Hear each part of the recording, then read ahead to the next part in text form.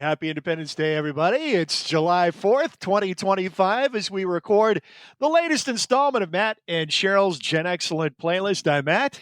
I'm Cheryl. And we go back, let's see here, 42 years, the top 40 this week. 42 years. That just sounds insane. It does sound insane, doesn't it? Yes. So the week ending July 2nd, 1983, the number one song in the land was Irene Cara's Flashdance, What a Feeling. We're going to talk about that song today because I like it. Mm-hmm. And it was a huge hit this year, 6 weeks at number one. We're also going to talk about Spandau Ballet's True. Now, here's two songs that and a lot of the songs that become big smashes are crossover hits. So, I mean, we've talked about radio formats a lot already on the show. These are songs that crossed a lot of formats and were played on a lot of different kinds of radio stations. Mm-hmm. Just one of the reasons they became big hits. Obviously, Flashdance was a much bigger hit than True, although True was a big hit. But both these songs crossed over to different formats. Both were hits on adult contemporary, top 40. And Black radio accepted both of these as well. More surprising the case of Spandau Ballet, obviously, but that's a very soulful song. Yes, it has that soul R&B influence. Yeah. Even has the reference to Marvin Gaye Mm-hmm. in it. And, of course, Irene Cara, that also got played a lot on Black radio. Before we talk about our featured songs for this week, we hadn't mentioned in our earlier recordings, we've lost two legends of music recently, Brian Wilson and Sly Stone. Although both released music during the time frame that we're working with here, 1972 to 99, their best stuff was long in the rearview mirror by the time these years rolled around. Now, in the case of Brian Wilson, Sail On Sailor from the Holland album came out in 73, which is great. Fabulous. Oh, yeah. Song. I love 70s Beach Boys. There's some really, really great stuff, actually. But, I mean, you wouldn't connect it to Brian Wilson so much as you would anything that's Pet Sounds and before. But the Beach Boys were still making amazing music. And that single was about the only one that really was a radio song that had any impact. Until Kokomo. Oh, well, yes, of course, Kokomo. But I don't think Brian Wilson was really involved much with that song. He was not involved very much at all during the years that we've done, our podcast. And really, Sly and the Family Stone's last great gasp was 73 as well, with the Fresh album. Came out at the end of the year. Probably would have been hearing it more in 74, but If You Want Me to Stay off that album, it's just an incredible song as well. But that's really the very beginning of our period when we were only taking the very top hits in the world. We were doing very few songs per episode at that time. We'll if we continue on, if we're still alive and we get around to making a boomer playlist, we will definitely be talking a lot more about these two people. But I just wanted to acknowledge the passing of both those. And we've also lost Roberta Flack recently. And that was where we got started with our playlist, with Roberta Flack there at the very beginning. And she has also passed on.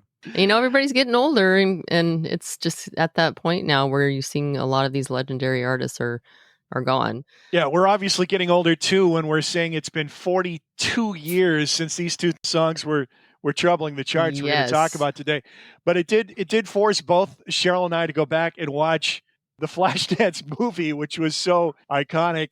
I had never seen it. Oh, you'd never seen it before? No, I'd never seen it. So let's start with your impressions of the movie Flashdance, because I did see it back in the day, and I didn't like it then. I don't really care for it much now. Did you see it when it came out? So I'm not sure. I don't recall. I feel like I saw it in the theater, but I'm not sure. Because one of the most kind of shocking things to me about this movie is it is so gritty. It's rated R. It definitely should be. I can't imagine seeing it in the theater that were the age we were when it came out. So you would have been 13? Yeah, I mean, I would have only when did Risky Business come out?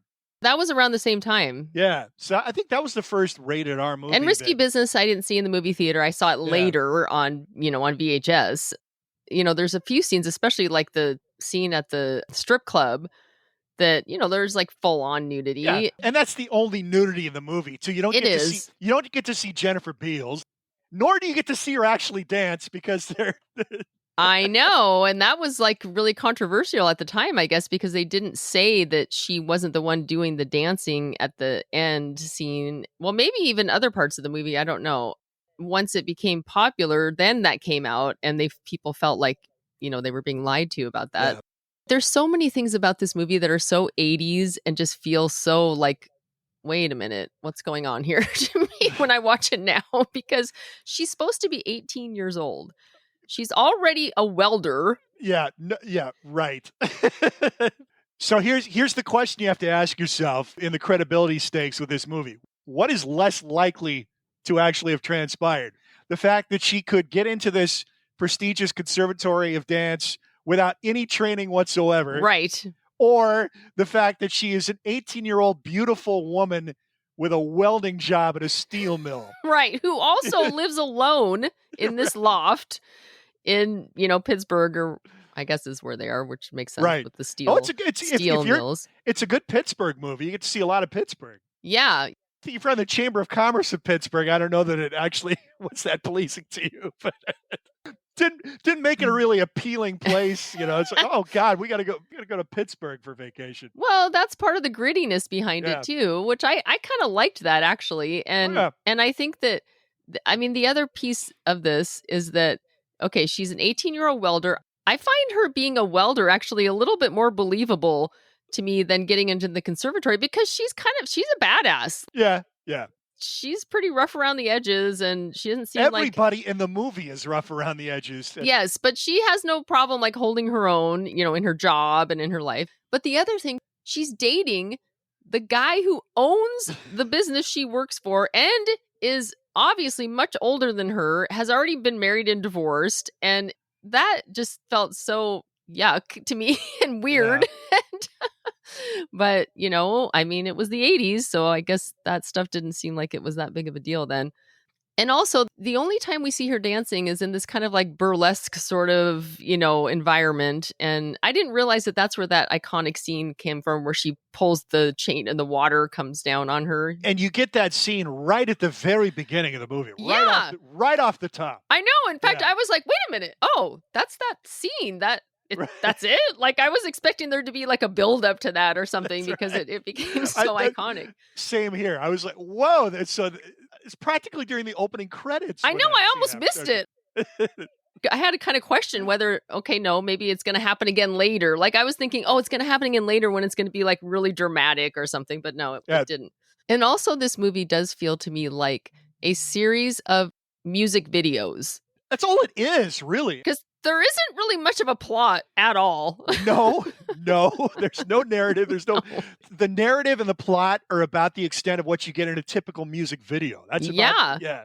And really, that it was just kind of a combination of several music videos spliced together, throw in a few love scenes, and then her getting angry and like yelling at the boyfriend and getting out of the car, and then the whole thing with her friend who was an ice skater. That was just kind of a weird little aside. I've noticed this a lot in movies from the 70s and 80s, where number one, there's not much of a plot. Number two, they kind of expect you to just sort of understand what's happening. They don't really explain a lot of things, or they'll have like a very short little scene or something that is going to lead up to something else that you have to sort of just assume what's happening. There's very little dialogue. There's virtually no character development. Yes. We don't know anything about her. Where's her parents? Who's that woman that she keeps going over to and talking to and going to the ballet with? We have no idea who she is. We don't know how they met. We don't know how that relationship came to be. I kept feeling like, did I miss something? Like, was I just not paying attention and I missed something? But then I was like, no, I don't think so. Because they just don't tell you anything about these people. So you just have to kind of, even at the end, we can assume she got in because she's happy, but we don't know. And it just ends, and it's like, okay. And that just, a lot of movies from the 80s do that, of the 70s and 80s do that, where they just end the movie, and it's like, just you use your imagination what happens next. That's what surprised me about rewatching the movie. Now, even though I'm a much bigger fan of the 70s aesthetic than the 80s when it comes to art and, music and movies, and this movie is definitely a lot more of the 70s aesthetic than I was expecting. Yeah. Although it is stylishly filmed and the influence of music video on it is very 80s. Yeah, the grittiness, the kind of vague ending. Mm-hmm. That's more 70s than 80s. 80s movies were more about style, flash, polish, Yeah. happy endings. This isn't that. A lot of the characters are unappealing. Mm-hmm. Even the lead characters aren't particularly appealing people that you'd want to be around. That was the other thing that surprised me about it too, is it felt so 70s to me. Mm-hmm. And I also watched Fame the night before, which I hadn't seen before either. I need to see that. I should have watched. I haven't seen it That yet. I felt was actually kind of riveting, even though it also really has no plot. And it's just like it's like a fly on the wall kind of watching these kids who are in kids, I say in quotes because they seem so much older, But but Irene Cara was really a kid when that movie came she out. looks Yeah. young and does, yeah. But I mean, other people in the movie seem older to me. But that's just the 70s. Like everyone seems older back then than they do now. There's a lot of similarities to these two movies. The friend of Jennifer Beals in Flashdance, the guy who's the comic, the comedian who's Right. going to LA, which the same thing happens in Fame too. There's one of the guys who's a comedian. In Flashdance, it's so confusing to me. First of all, he's not funny. And second No, of all, not at all. they show him like one time doing a stand-up routine, and then he's going off to LA. How does he think he's a comedian? He's terrible, Yeah, he's bombing, and then he gets all pissed off and says he's the cook there, and he's gonna put cockroaches in people's hamburgers. Then he gets some laughs from that, and it kind of breaks the ice for him. And then he starts telling a bunch of Pollock jokes. Yes. I don't think you're gonna make it in LA with that set. And that's another very dated thing about the movie Right. too. He starts telling all these Polish jokes, and it's like, oh my God, I haven't thought about that since the 80s, jokes. When is the last time you heard a Pollock joke? I know. Probably been 30 years at least. At least. So yeah, that really dated the movie. Did you happen to notice who the a-hole strip club owner was? Yes, actually, Mike pulled that one out. Yeah. He was like, wait a minute, I think that's Leaving, the lead singer from Fear. Yeah. And I was like, oh my God, you're right, that is. Yeah, yeah. He was actually, I thought he was good in that character just because, he was a slime ball, but he played it well. Well, that's kind of the character probably him, played, yeah. The character he played in Fear, too. Yeah, exactly. Maybe that's just who he is. I don't know. Anyway, Fame, definitely gritty, but set in New York City. It felt a lot like Saturday Night Fever to me, but with even less plot. A lot of the scenes are just, like I said, it's like you're a fly on the wall watching them in this performing arts high school. They break it up like they show the auditions, and then they have freshman year, sophomore, junior, senior, and then they show their graduation, and that's the whole movie. And then it just ends, just like Flashdance. That's it. And I'm like, okay, there was not much plot to that movie. It did have more character development in it. It showed a lot more emotion behind what these people go through to get to that level and just to get into the school, which was much more realistic in Fame than it was in Flashdance. And then what they went through while they were moving up the ranks in the classes. And then, it did touch a little bit on their home lives, and it did have more character development in that way. One of my favorite parts of the movie was they showed this fairly long scene of them watching the Rocky Horror Picture Show in the movie theater with all the audience participation. And this is 5 years after Rocky Horror came out. I've gone to the Rocky Horror and I haven't done the participation, but seen people do it. But it was just kind of cool to see it in New York in that era. It's kind of a rite of passage for our generation, isn't it? Going to the Rocky Horror Picture Show? Yeah, I think so. But yeah, I thought that was actually really cool. I liked just the aesthetic of that. What did you feel about Irene Cara's acting performance? She's really not much of a main character in that movie. She's billed as being one of the stars of the movie. Yeah, she's Coco Hernandez. Yes, she sings the theme song. I'm gonna learn how to fly high. I'm gonna live forever. Oh my God, the song is so catchy. It's stuck in my head forever. It is a corny ass song, but it is very catchy. Very catchy. Yeah. But then there's another song that's like a ballad that's actually really good, and they show her perform it, and that was a good scene. So yeah, other than those two scenes, and there's actually a very sad scene with her too, where this slimy guy stops her on the street or something. It's like, hey, I'm a producer. I can make you famous. Of course, then she goes to his apartment. and the creepy older he's man the again. only one there, and she's wary. And then he starts taking photos of her and tells her to take her shirt off. And she does, and she's crying the whole time she's doing it. And I'm just like, oh my God, that scene was actually really pretty sad and heart-wrenching. Not that her acting was really great or anything, but just the way that it was depicted. And those are the only times I really remember her. And they actually wanted her to play that part in the Fame TV series, but she declined. And, I don't really know. Not much really came of her career after that, right? Except for the Flashdance soundtrack. Well, she got Giorgio Moroder's attention with her performance in Fame and on the title song, and he approached her, but she declined to sign up with him because she didn't want to be compared to Donna Summer, apparently, which was his probably main claim to fame at that point is Donna Summer's producer. Of course, she was massive in the late 70s and still big in the early 80s. Her vocals do sound a little like Donna Summer. She is very vocally gifted, very talented. And she did go to a school like the Fame School, Performing Arts School in Manhattan. So she was kind of a theater kid in pageants and performing from a young age. She was on the first season. Did you ever watch The Electric Company when you were a kid? Yes. Do you have fond memories of that show? Yeah. Yeah. So it was, Children's Television Workshop, PBS.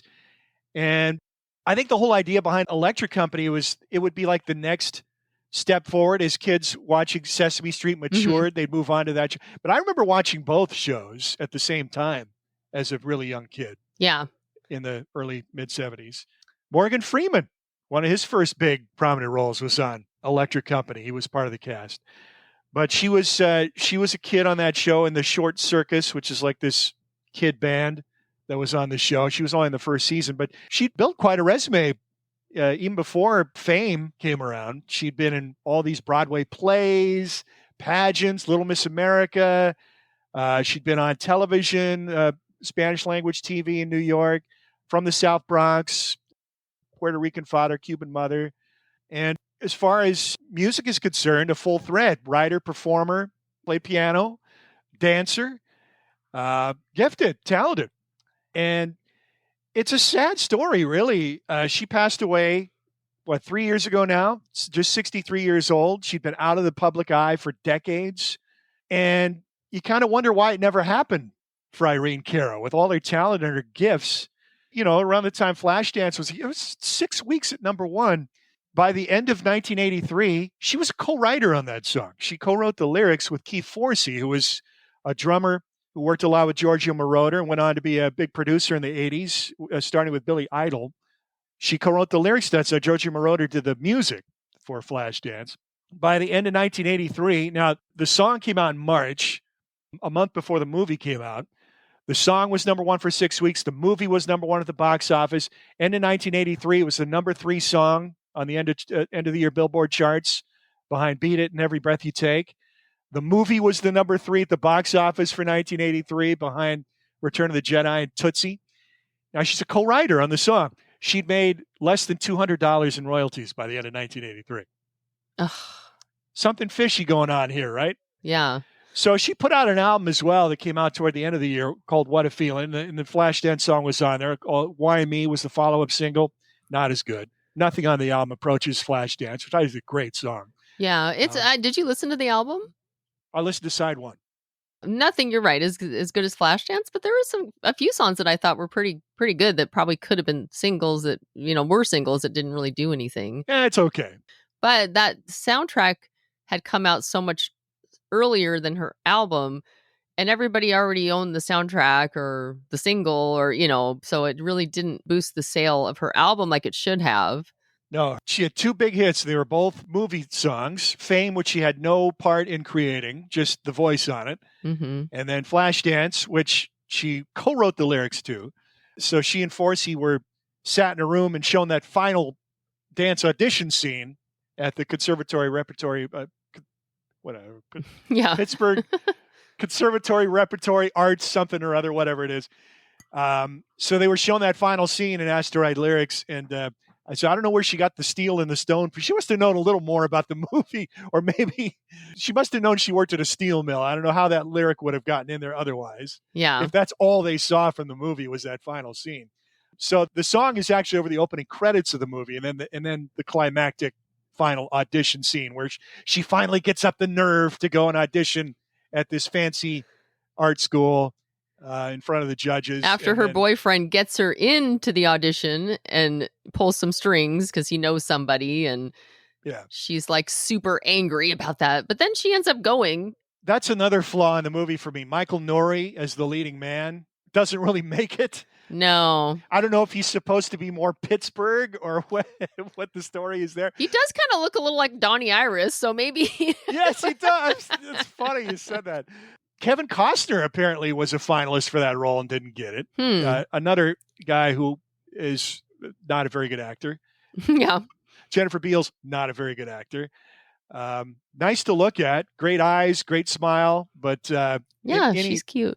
Any scenes involving any kind of emotion are just not too believable. She doesn't have a lot of depth there, I guess. No.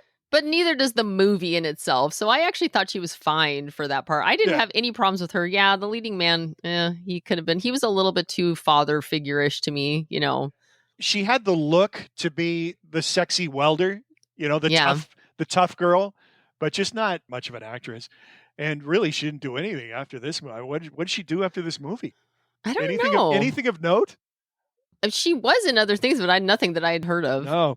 I guess Demi Moore was a finalist for that role, too. Oh, okay.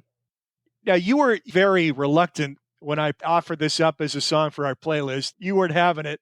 Be honest now. You like the song more now than you thought, right? Yeah, I guess so, yes. And actually, I had listened to the soundtrack. I like it more every time I hear it. A couple weeks ago. Well, and I was kind of like, meh. But the songs are way better in the movie. Like when I was watching the movie, I was like, actually, I like some of these songs. I think that What a Feeling is the best song. Yeah. I always have kind of liked Maniac. That one never bothered me. At the time, I would have liked Maniac more. Yeah. But that is definitely not the case now. Well, the other song that I thought was good was Laura Branigan's song, Imagination.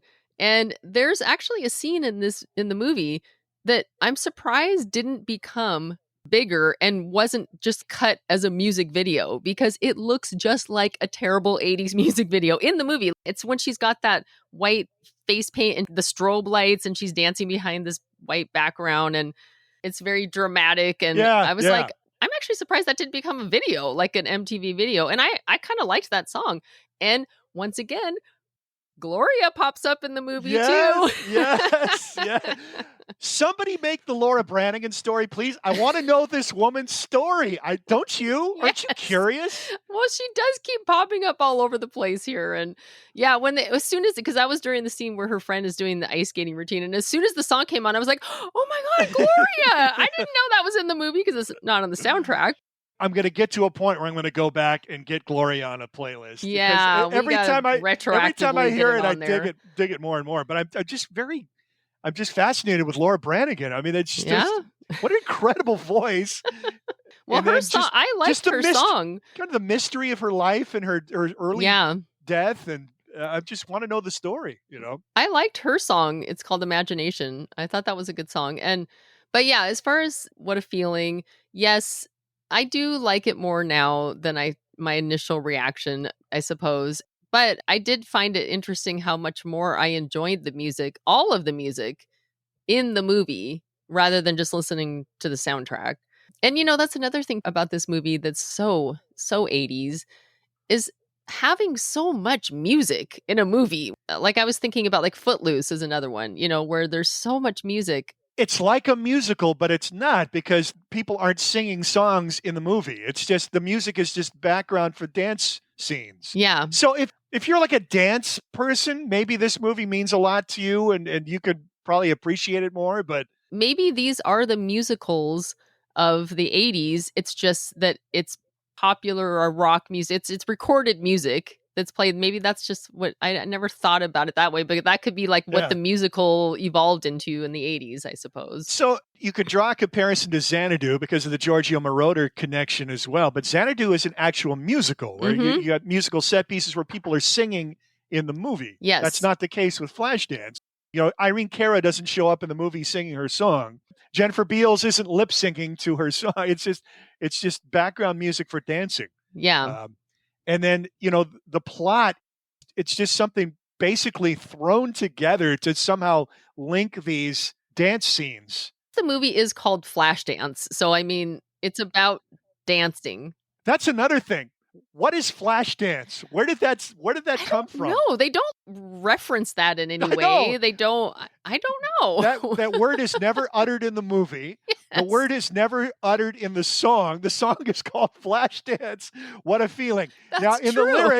the lyrics, you get the word flash. With a flash, it takes hold of my heart. You got dance, in this lyrics, but at no point do they say flash dance. Yeah. At no point in the movie does anybody say, what is Flashdance? What is it? Who came up with that? What does it mean? I don't know, but it's iconic now. It's a thing. It should be, splash dance, right? With the water and the chair? Yes, that makes more sense. Why isn't it splash dance? I don't know. And really, Flashdance, when I think of it back in the time and kind of what it influenced, it feels like it kind of morphed into like aerobics, like aerobic dancing. Yeah, and that was already happening. Yeah, that was already happening. It was part of that scene. And because like the cutoff sweatshirt, that she wore, which also became iconic from that movie, is that style. When did the Jane Fonda workout? That came out like 80, 81. That was earlier, yeah. So I guess aerobics were already popular because of Jane Fonda, but I feel like it was kind of an extension of that, like with the leotards and then those sweatshirts with the cutoff neck. Here's what makes this movie more 80s than 70s. The bodies are 80s bodies. Yeah. They're not 70s body. Jennifer Beals, that ain't no 70s body. And that they even show them body. Working out. Too, right, yes. Which I thought that was interesting. I'm like, oh, okay, at least they are showing them working out, and it's not like they have these bodies. I mean, they're dancing, and that is obviously, helping tone their bodies, but they're working for that. Yeah, from this point forward, you're not going to see curves on women in movies, in primary roles very, very often. Men, the hairy chests and the dad bods, those are out. Yeah. Everybody's got to have sculpted, toned bodies if you're going to show up in any kind of a box office Hollywood movie. Yeah. That was definitely not the case in the 70s. Let's steer it back on track and talk about Irene Cara a little bit. Okay. Super talented. She should have been on the verge of conquering the music world at this point, right? With all her ability. And hooking up with Giorgio Moroder, I mean, he had massive success with Donna Summer. I don't know how much that helped her, though, because her album that came out at the end of the year, Giorgio Moroder did all the music. She's a writer and musical performer, and used to writing her own music, and she's ceded that to him, which might have been another reason why she didn't want to come under his aegis either, because he does the music. But we're just a few weeks away from Madonna coming out of the scene here and becoming a massive success. And she's way more talented than Madonna. I mean, not even close. As far as a vocalist, Madonna is mediocre at best. Yeah. But she is a mixed race Latina woman, and I don't know that anybody was motivated to market that at this point in time in 1983. This is kind of a tricky subject because there's a lot of mystery with her. So she felt really cheated, and deservedly so, because she's not making any money off these massive hit songs, and she decides to sue her label. Her label's Network Records. So Al Corey was head of Network Records. He was an executive RSO, which put out the Fame soundtrack. And then RSO, they kind of crumbled at the end of, turn of the 80s. And he went his own way, started his own label, and he brought Irene Cara with him and released her records on Network. But she felt like she was getting cheated out of her money. So by middle of the decade, she's got lawyers, she's suing the label, and then her career is done. She's done. She's just ended. And she felt like she was blacklisted. Corey was a heavy hitter in the industry, and he eventually went on to work with David Geffen. She felt like he got David Geffen against her as well, and that's one of the last people you want to make an enemy of in Hollywood is David Geffen. And she was basically disappeared. I mean, she couldn't get any work. This was one of the biggest hit songs of the year. Iconic movie, iconic song. How is she not able to build a career off of this? So something obviously went haywire. So there's all these rumors that she got into drugs, that she was this diva and hard to deal with. And there may be elements of truth to all of that, but there's elements of truth to all of that in any performer. Right. That wouldn't be enough to keep her from having a career. Right. You have to have some element of that in you to succeed as a performer. Not that you have to do drugs, but it was common. It was so commonplace at this time. Just about everybody's doing coke. Yeah. And being a bit of a diva, I mean, that kind of comes along with the territory with someone who has a vocal talent. That's totally commonplace for a singer. You think Madonna isn't a diva? Yeah. Madonna just had more business savvy, as it turns out. Very, very, very astute in that facet of things. And Irene Cara, coming from the background she did, working class, South Bronx, Latina, she had to fight and scrap to get everything she got. But she was nobody's puppet. And I think that worked against her as well, because the industry people that worked with her basically wanted to direct her career, and she wanted to have a say in it as a writer. So there's that conflict, but it's hard to know what's true and what's not. Now, she passed away in 22. She'd been basically living as a recluse in Florida. She finally, years down the line, got legal resolution, but it didn't turn into the financial windfall it should have been, because by this time, Network Records was really a non-entity. They had sued the company, the label, not the individuals. So they got off scot-free by declaring bankruptcy. So she was awarded $1.5 million in unpaid royalties. I don't know how much of that she ever saw. She started to get the royalty checks monthly once this was resolved, and that's not insignificant on a songs as big as she was involved with. An average person could easily live off that income, and that's what she did. She was basically done by the mid '80s. I mean, she put out one more album in '87, I think. Her records on her own name. She only released 3 albums, and none of them sold a ton. It was only the soundtracks that really did anything for her. Yeah. Yeah. So someone as gifted and as talented as she was deserved a hell of a lot better than she got. It's just one of the millions of cautionary tales in the music industry, I'm afraid. Madonna goes on to this glorious, long career, iconic career, and Irene Cara is now a footnote, basically. Yeah. If you watch that scene of her in Fame doing the song, it's called Out Here on My Own, and it was nominated for a Grammy.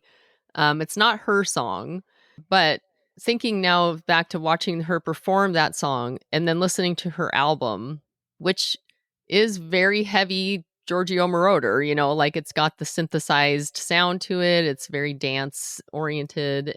She would have been better off as a balladeer doing the more emotional type, and with her on the piano, and I could see her more in that vein, and having someone else, like you said, writing the music for her and guiding her career like that, and then having the legal battles.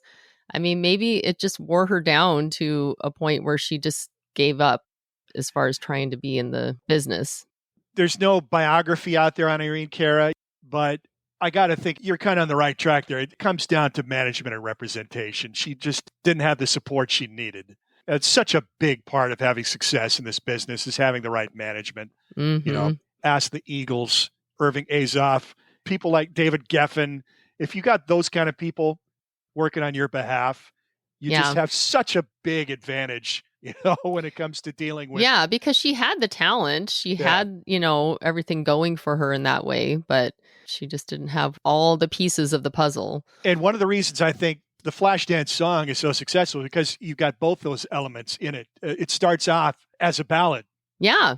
Hooks you in right away, that beautiful intro, beautiful keyboard intro. And then it goes up tempo. So you get both the ballad singer and the disco diva all in one. And the lyrics are positive. They're uplifting. Take your passion and make it happen. That is the key couplet in this song. And I think everybody, with ambition can relate to that. It is very uplifting. And that's actually one song where in the soundtrack, I actually find it more uplifting just to listen to the song than to watch it in the movie. The movie's, it's way more depressing than uplifting. Again, very much more 70s than I was expecting. Oh, yeah. The movie is depressing, but also the way that she is doing the dance scene.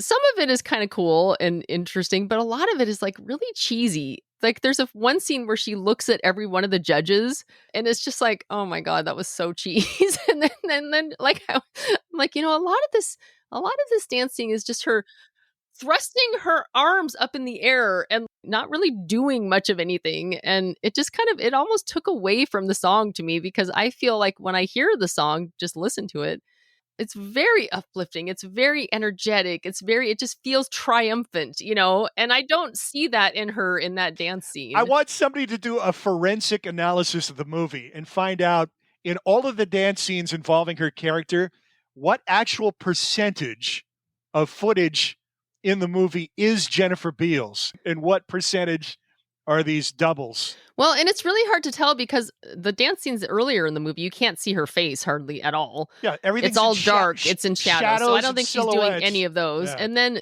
in the final scene, I was trying to kind of look and see, is that her face? Can I tell? But they make her hair so poofy and like around her face, you can't see details very well. So yeah, she and Michael Nouri had similar hair. Yeah.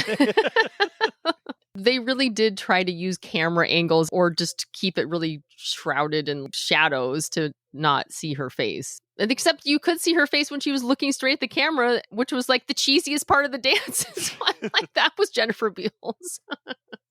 So yeah, depressing movie, depressing story involving Irene Cara. I mean, I watched it she appeared on David Letterman's show when he had the morning show. After Fame, early David Letterman, so charming and cute and just a skinny little wispy thing and so talented, and you just feel like she deserved way better than she got. But there's just a depressing number of stories like hers all throughout the history of the music business. Some people used up and thrown away and never got their dues, and she's just one of them. And then 22, passed away.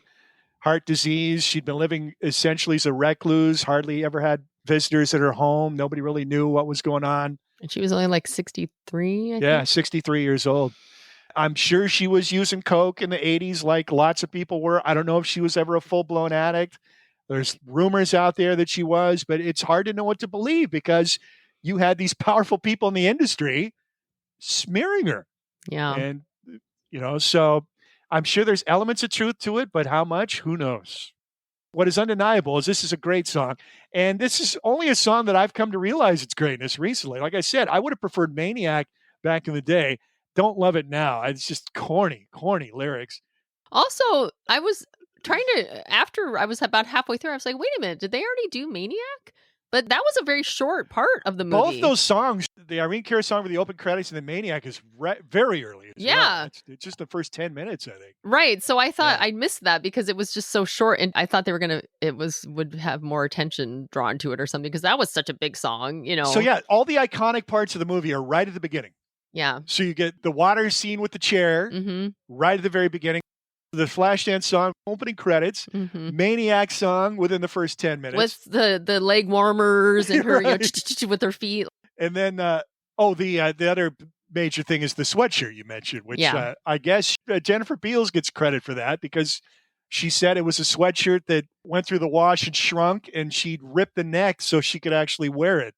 And it became this style icon. Yeah. That was probably one of the biggest things that came from that movie, aside from the songs. So Flashdance is my selection for global hit. It was a number one in 11 countries in 1983, 6 weeks atop the charts in the United States. Now, the period of time we're in here, 1983 into 1984, and really starting in 1982, it's a golden age for pop music. So our playlist, very pop heavy during this time period. And one of the things I've noticed with the songs that we've got blocked out, strong vocal performances on all of them. And that is certainly the case on our next song. Yes. So Spandau Ballet, they're part of the new romantic scene, which we actually did talk about a lot when we did Duran Duran, since, they were part of that scene too. And I forget almost everything I learned about this, but Spandau Ballet is from London, and the club where the new romantic scene was basically born was called the Blitz, and Spandau Ballet was the house band for the Blitz Club. So they were, very important and instrumental in this scene. And also this scene was really tied to fashion too. And they were the band that you saw, like Duran Duran in their early days, wearing those frilly swashbuckling shirts and like tartan plaid kilts, and sashes and lots of belts and Lots of belts. lots of belts. And, they really came up in this club scene. They're a 5-piece. There's 2 brothers, Gary and Martin Kemp. Gary Kemp is the guitarist and the main songwriter. Martin Kemp was bass player. And the Kemps, not twins, even though they played twins in a movie. Yes, they star in the movie The Craze that came out, I think, in 91, and they play twins, but they are not. They are brothers, though. It's a good movie. And Tony Hadley on vocals, who's the one that's probably the most recognizable because he's the lead singer and he's this, tall, strapping guy. John Keeble on drums and Steve Norman on percussion. And later, once True comes along, on sax, which is a big part of their sound in the song True and from that album on. So, starting in this club scene, Gary Kemp was really more focused on writing songs that would appeal to that group of people. I actually really, really like their first album. Journeys to Glory? Yeah. Well, not maybe the whole album, but I really like the singles from that album. To cut a long story short, The Freeze, Muscle Bound, which is a very plodding kind of tribal chant-like. To cut a long story short, is synth pop. I mean, it's very synth heavy, but they were kind of moving into more of that dance sort of disco sound after that album. And at this point, Tony Hadley really does not sound like he will sound once we get to True. His voice, it's like a mix of Simon Le Bon and Edwyn Collins from Orange Juice. Okay. Love his voice. Love his voice too. And I really like Tony's voice in these early recordings, but it doesn't have that crisp, clear soulfulness to it like he will later on when he becomes much more like a Brian Ferry type singer. The early stuff, they're still like these cool club kids, and their singles are doing really well in the UK. They made videos for all 3 songs. So at this point, they're really compared to Duran Duran in the UK. They have a very similar trajectory as far as like releasing singles, and their singles are charting and doing well, and their albums are coming out around the same time. But Duran Duran heads over to the US and they become huge in America. And Spandau Ballet really never got to that point. None of their early singles made any impact in the US at all. Now, I will say when I chose this song, because I just think it's a great song and I love it, and it's one of those songs from the 80s that just seems like it will never go away. I really had not listened to Spandau Ballet much, just than knowing this song, which I think is probably very similar to a lot of Americans because they're kind of just a 1-hit, maybe 2-hit wonder here because Gold, also charted in the top 40 in the US, but nobody knows any other Spandau Ballet songs really in the US. No. So they're basically a 1-hit wonder here, but they were huge in the UK. They had many top 10 singles. And like I said, I like their first album. I think the singles are really great, but their second album, Diamonds, I have come to just love this album. Haven't heard this one. So Gary Kemp at this point started becoming really influenced by American funk and disco. And their first single from that album is called Chant Number 1, Don't Need This Pressure On. And they use Beggar and Company, which is a British 3-piece horn band. And so it has these cool kind of Earth, Wind, and Fire sounding horns. And it's even got like a little rap section in it where Gary raps. They sound a lot like Wham, early Wham, Wham's first album. And Duran Duran kind of mixed together. It's got that disco, a lot of disco-y beat to it, but it's also kind of funky. I would say Wham is very amateurish, at that time. And they are definitely much more polished. Much more polished. But at this point, they're getting away from that Blitz Club and they're starting to forge into a different realm. So they lost a lot of their early fans. And their music was just changing enough and they were sort of moving beyond just that local club scene. The first single from Diamonds actually hit number 3 in the UK.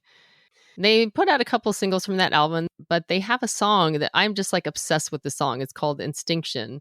And on the album, it's not really that great. It's kind of muddy sounding. It doesn't sound that good, but you can tell it's a good song.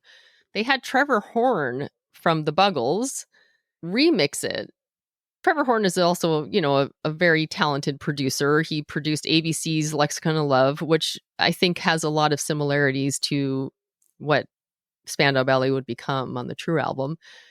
His remix of that song is just so cool and so incredible to me how much better it sounds than the original. Actually, he did have Tony Hadley re-record the vocals, and he really, I think, brought out in them what they had as far as the talent in Tony Hadley as a singer, and just kind of mixing that synth pop with funk and R&B and making a product like for the dance floor.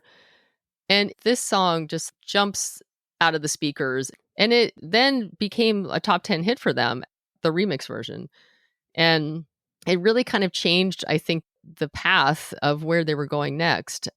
They were going to have Trevor Horn produce True, but he was busy working with Frankie Goes to Hollywood and other stuff, so he couldn't. He's probably working on the Yes album at this point, isn't he? I think, yes, he was pretty much finishing up at that point. Okay. So he was working on that. He was working on the Yes album. He was beginning on Frankie Goes to Hollywood because he worked on that for like a year before it actually came out. So once they got to the album True, Gary Kemp, who is the songwriter, had shed his whole Blitz Kids days and trying to satisfy that crowd. And he was moving now more toward a sophisticated soul influenced pop. He was writing more from his heart and was falling in love with the lead singer of Altered Images. That's who he wrote this song for. Was that Claire Grogan or is it? Yeah, Claire Grogan. He says that he really started shifting toward more like soul and R&B influences and listening a lot to Al Green and Marvin Gaye. And he says that he was watching Let It Be and I Dig a Pony. John's was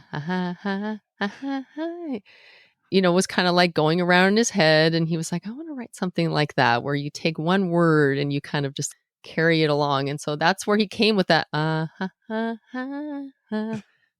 of this song. So, I mean, there was definitely a lot of intention here to write a song in the vein, especially of like Al Green, Let's Stay Together.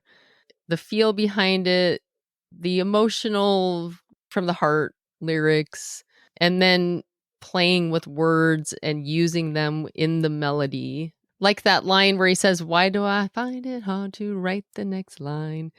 Like he's literally feeling like this is kind of embarrassing that I have this infatuation with this woman and I'm, trying to put it into words. And kind of like your song. Yeah. So it is very much just, him writing his feelings. Not a song that Cheryl's writing. Not my song. Elton John's your song. Yeah. Yeah. Sort of. Yeah. Some other lines in this song. I guess Claire Grogan gave Gary a copy of Lolita, and he took some phrases from that. That's where you mean that book by Nabokov? Yes, exactly. That book by Nabokov. That line with a thrill in my head and a pill on my tongue comes from that book. Some dance act must have sampled that in the late 80s, early 90s in the whole rave scene, right? I don't know, but this song was sampled and used very effectively. Yes, very much so. But actually, I love that line in the song. Yes. With a thrill in my head and a pill on my tongue. Pill on my tongue. Dissolve the nerves that have just begun. I love it. Or listening to Marvin all night long. And that part, he wanted to reference Marvin Gaye. And he also says that he really liked in All the Young Dudes how they say T-Rex, Yeah. That he always thought that was really cool. So he's always wanted to reference an artist or a band in a song like that. It could have come across as kind of syrupy, but I think the way Tony Hadley sings this song just hits it out of the park. He is a very talented vocalist, but I think he has a presence about him too that just comes across in the song, even if you're not watching him sing it. But when you watch him sing it, you feel it too. The way he holds himself, he's very poised, and he really did change his vocal style once they hit this album. And I don't really know. I mean, maybe he was more influenced too by these vocalists, and these R&B vocalists. But I think that the songwriting lends itself more to the vocals too at this point in their career. And he did have to work really hard in the studio. I mean, he recorded the vocals over and over and over again to this song until they got it right. And it's a long song. On the album, it's 6 minutes and 33 seconds long. The video version is 5 minutes and 17 seconds. So even like the shortened version is it's a pretty long song, but it doesn't really feel overly long to me when you're listening to it. It's just exquisite. It's just such a great record. Yeah. And, I like it has that synth sound at the beginning that actually sounds a lot like what Thomas Dolby was doing with Foreigner. It has that sort of washy synth to it. And that opening guitar figure, what a great hook. Mm-hmm. What a great hook. And that's the part that's really been sampled a lot too. Yeah. PM Dawn had a hit, with that song that they did sampling that guitar line. When Gary Kemp was writing the song, he really wanted to incorporate Steve Norman's newfound interest in the saxophone. And so there's that great sax solo. Great sax solo. Yeah. Which I agree is great, but it's so funny to think back to this era because this is what my British friend calls ABSS, another bloody sax solo. And I was like, oh yeah, I know what you're talking about. Because, there's Rio, there's Maneater, there's Careless Whisper. I mean, those are just 3 other huge songs from that era. Well, you already mentioned Foreigner, the sax on Urgent. Yeah. Who Can It Be Now? Mm-hmm. Modern Love. I mean, there's so many Huey songs Lewis and the News. that have sax solos in them. And a lot of them are this more like Careless Whisper, I guess, especially it's in these ballads and that, Bruce Springsteen's going, hey, what about us? Yeah, he's like, we've had Clarence around forever. This years ago. But that was a different sound where these sax solos are definitely coming from that more like sophisticated, sort of like sultry, soulful place. But the best part of this song happens right after that sax solo. The bridge. You type the bridge? That's a great bridge too. Well, that part is cool too. Yeah. But no, I'm talking about the stop. But now I've come back again. Right before that where it just stops. Yeah. Everybody has to sing that part together when he comes back in with, but now I've come back again. With fists clenched, like pumped arms. Yeah. This is a brilliant karaoke song. Yes, it is. It's just, I feel like a lot of the songs that I pick for this playlist are songs that I love to sing. Oh, sure. That I love to sing too. And this is definitely one of them. I keep thinking back, reading about Steve Lillywhite, about how he chose which acts to produce. He says, it starts with the vocals. Mm-hmm. If there's not a strong vocal, I don't want to have anything to do with it. But yeah, just a vocal powerhouse. This song is just such a great vocal performance. Well, and I would say that that's probably the biggest thing that separates Duran Duran from Spandau Ballet is Tony Hadley is leaps and bounds above Simon Le Bon as a singer. And I just think that they're just better musicians all around. And Duran Duran never had a sax player. They didn't have a sax player in the band, no, because Rio's really the only song that has a sax solo in it. But I think it's interesting how Duran Duran became so huge. I think a lot of it for them was because they were so charismatic and good looking. Yeah. It's the Beatles connection. They all had character and humor and charm and looks, ridiculously good looks. Yes. And Spandau Ballet, they were good looking guys and they had a lot of the similar characteristics, but they didn't come across as being relatable, I think, too. Because the Northern Englanders are more down to earth. Mm-hmm. Duran Duran from Birmingham, the Beatles from Liverpool. Yeah. London is a little more standoffish and snotty. And they have that air about them. I think they kind of seem like they have like this kind of sophisticated air about them, but they're also a little bit dorky too. Like there's something about them that's just kind of dorky. And so they don't really grab the attention like Duran Duran did. Nothing remotely dorky about Duran Duran. Nothing remotely dorky. Not at all. There is a difference there, and I can see it, but it's not the music. It's more just them and their personalities and how they come across. Because, really Spandau Ballet should have been more popular in the US considering their singles. Their singles are all great. And, that they were riding that second wave of the British invasion, and they really should have been just up there as high as Duran Duran. And actually, if you want to compare, it's not really flattering to Simon Le Bon, but comparing vocals, their Live Aid performance. Now, Duran Duran hadn't really been working together at that point. It was 1985. They'd done a View to a Kill soundtrack, and that was about it. Spandau Ballet was still recording albums, but Spandau's performance on Live Aid is great. I mean, Tony sounds amazing. Simon, not so much. There's a show on BBC called Pop Quiz where they have musicians come on, and it's a music quiz show. And in 1984, they had an episode with Duran Duran versus Spandau Ballet. And I was thinking, that must have just been such a huge event for teenagers in that era to see both these bands together. And Duran Duran won. And actually, it's funny because part of the reason why they won is because they had a whole section where they had to say what song the lyrics were for. And they were doing each other's songs. And Spandau Ballet did not know the Duran Duran songs. Duran Duran knew all the Spandau Ballet songs. And I have a feeling it's like, I really feel like that they were just pretending like they didn't know them, because they were Come like, on. It'd be like a lyric from Rio or something. Like, I don't know. Have I heard that? That doesn't sound familiar to me. I have no idea what that is. It's like, I'm pretty sure you guys know that song. That's hilarious. Yeah. So that's kind of fun to go back and watch on YouTube. And you know what? They were one of those bands too that ended up having a falling out and going to court. They had a very messy legal battle. Gary Kemp being the main songwriter. Initially, they kind of had just like a verbal agreement that he was sharing royalties. And once True came out and they had this huge single, hit single on their hands, from then on, he just started to pull back and basically say, no, I'm not going to do that anymore.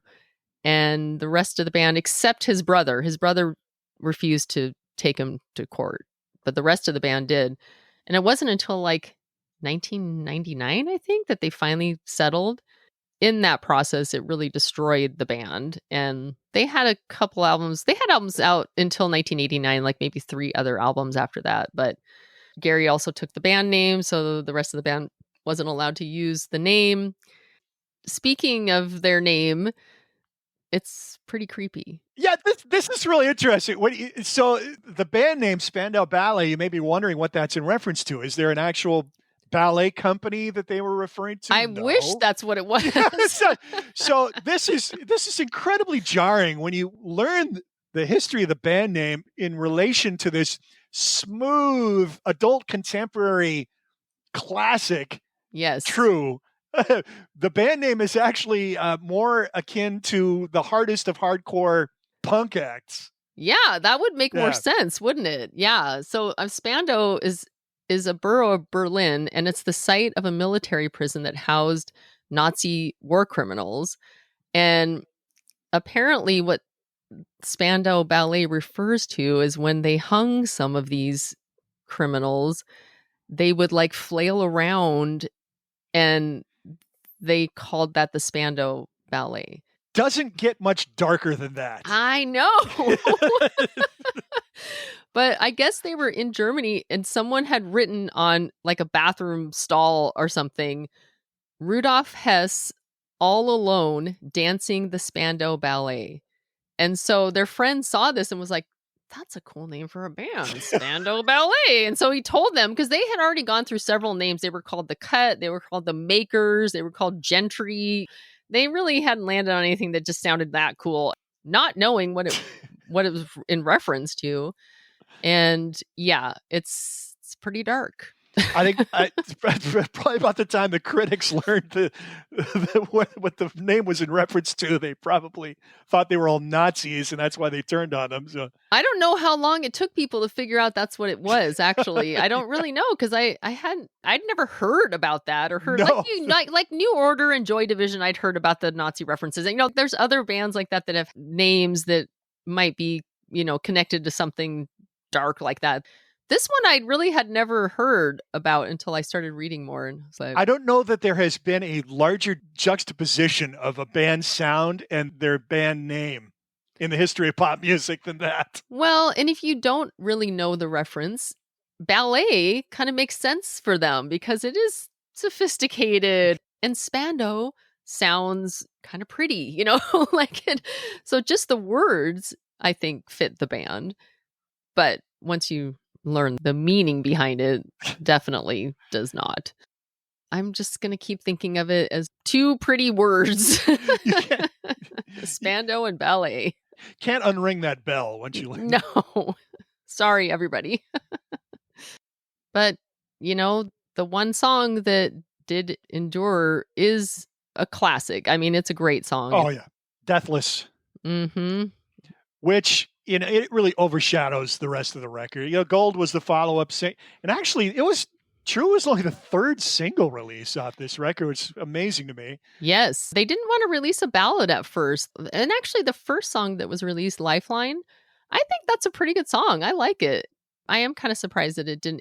It was in top 10 in the UK. It just didn't cross over to the US. Their next song, Communication, hit number 12 in the UK. So that was, it was popular.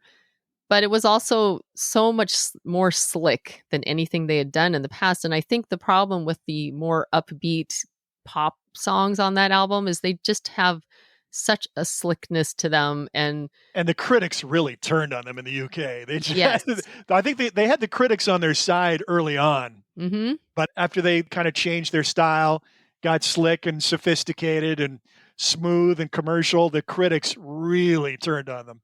Yeah, which I think is a bit unfair because I've actually been listening to this album quite a bit and it's starting to grow on me more. At first I was like, it's boring. It really doesn't have much to it that's that interesting. But I think that it has such a sleek kind of mainstream sound to it that it doesn't initially have a lot that jumps out as interesting. But the more I listen to it, the more I just really, really love Tony Hadley's voice.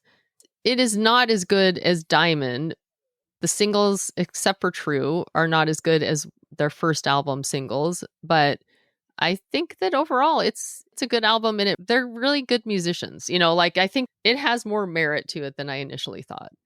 Tony Hadley's performance on this is just a knockout, an absolute knockout. You've got the strong vocal performance throughout, the great guitar hook there at the beginning of the song, little plucked strings there, the wonderful sax solo. It's just a superior record.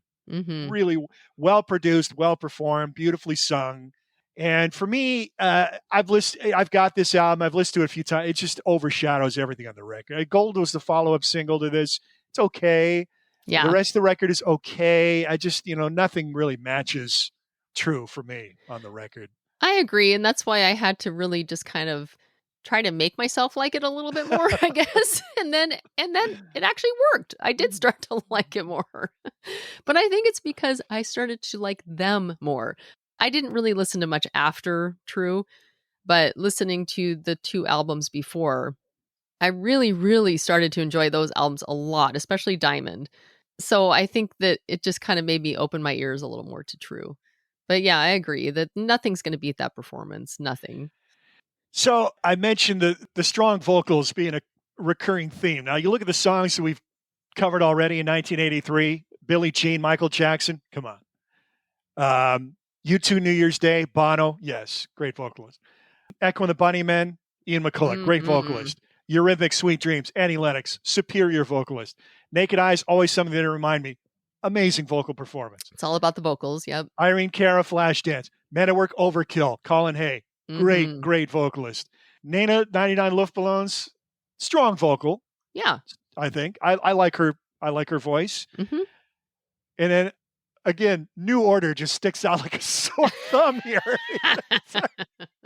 I'm going to continue to needle you about New Order's I love Bernard Summer's vocals. I love them. Obviously, you would not put him in the ranks of a great vocalist with anybody, not even just with those people you mentioned, but I still love them. Nor would I with Joe Elliott, but you got to give, Photograph is a really strong vocal performance by Joe. I mean, I'm sure it's 8 billion takes and edits to Yes. get it. And I can But tell you, because yeah. we've tried to do this song in my band, it is a hard song to sing. Oh, you've tried to cover this? Yeah. But it's just really hard to get the upper register. It's just, it's Yeah. tough. Yeah. So I'm priming the pump here because down the line here, we're going to talk power ballads, and two of the great ones came out in 1983. Now, we've already talked about glam metal. A lot of it's cheese, not my thing, but the best of the best, we're going to obviously put on our playlist. Power ballads, also cheesy 80s, but the best of the best. A couple of them came out in 1983. And you want to talk about powerhouse vocals, Steve Perry and Bonnie Tyler. Yeah. I mean, I've thought about this at times. If you could go back in musical history and witness like a show or be in the room when something was happening, I would have loved to have been in the room when Bonnie Tyler was laying down her vocal on Total Eclipse of the Heart, Yes. just to watch that. Not going to be everybody's cup of tea. Maybe not. It's certainly not Cheryl's selection for the playlist, but I loved that song when it came out. And I'm certainly going to have plenty to say about it here down the line. Big band from Scotland that Cheryl will be talking about down the line as well. Another Steve Lillywhite production. Which is infinitely frustrating to me, the production on that album. Arr!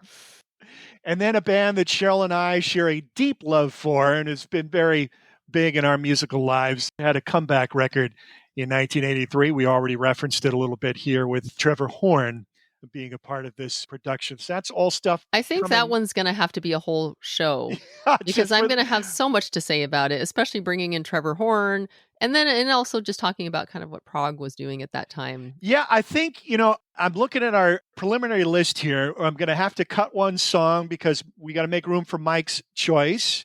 And you've already tipped me off to what he may be selecting. And I listened to it on the drive home last night. Interesting song. I don't know that I'd ever heard it before. We'll leave that in the closet for now.